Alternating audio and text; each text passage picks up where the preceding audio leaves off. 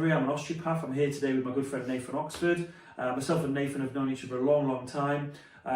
Nathan used to swim for GB as a junior, and I've swum at International Masters. And today we're going to talk about swimmer's shoulder. So I suppose it's nature of the beast. Swimmer's shoulder affects swimmers, and you know, swimming at the level I swam at, I was really lucky that I didn't have any issues with my shoulder, and I didn't have any shoulder impingement injuries. However, I do know a lot of people that are international Olympians, Commonwealth swimmers that either had injuries at the time and had to have either surgery, or due to the repetitive nature of swimming, it's happened at a later date as they've grown a lot older. But obviously it's a real big issue and something I don't think that's looked at enough as a swimmer. So I think to start with, if obviously using your expertise and your knowledge, be good to look at, or you to explain why that probably is happening, the mechanics. Oh, absolutely, yeah. I mean, I live in an area where there's a lot of triathletes, so and a lot of sea swimmers, and what you tend to find is these sea swimmers also have other jobs, and they tend to be day jobs where they sit at a computer, Nathan, and they protract their shoulders. So this tightens these muscles here, and it changes the angle of the shoulder. It actually brings it forward and internally, so anteriorized.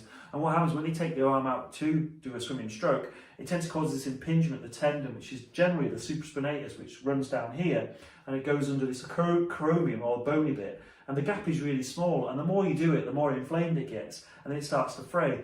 But thank goodness there are some good strength and conditioners like yourself, Nate, who specialise in swimming, who can give us some exercise to help. Yeah, there's obviously a number of exercises that you can do to help. You spoke about protraction, so obviously retraction would be the opposite of that. Absolutely. A really good starting point would be, I guess we're going to call it shoulder pinches on retraction. So if I sit at the side, we're going to pinch your shoulder blades together. So I'm going to retract my shoulder blades and really squeeze those shoulder blades together. Nice isometric exercise. It is really good. So you're almost like you're holding a walnut in between, or some sort of really small shape in between shoulder blades. Yeah. 5-10 second holds. I'd say repeat 5-6 times, something like that. You could progress that. So if you've got a band, so something like this. Now this is quite a tough band. So you could use other items, tights, for example.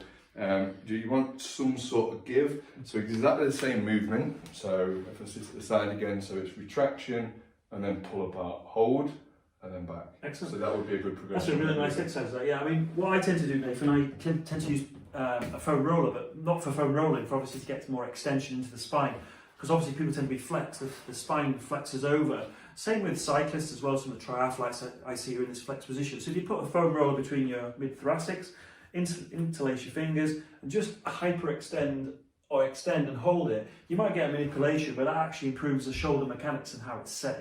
Oh, it's a nice one. You look quite happy doing that. I do like that one. And there are other exercises we talked about, Nathan, where you do a depressed shoulder. Yeah, so if I move this chair to the side, you should be able to see me still. So if I move the chair there, so I want my arm or my hand on the chair, so in a depressed state, so I'm going to push down on that chair, and then keeping pressed down on that movement, I'm going to walk backwards, keeping that depressed state. Yeah, and that sets the shoulder geometry a lot better.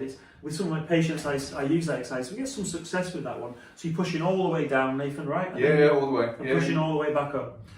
That's great. That's good. Yeah, so what we're going to do, we're going to do a webinar soon, myself and Nathan. So if you want to keep an eye on our social media sites, we'll tell you when that is. But we're going to talk about swimmers and shoulder, and we're going to fire any questions you've got for us and answer them to the best of our ability. Yeah, perfect. So hopefully get signed up, and we'll see you soon. See you soon. Take care, guys.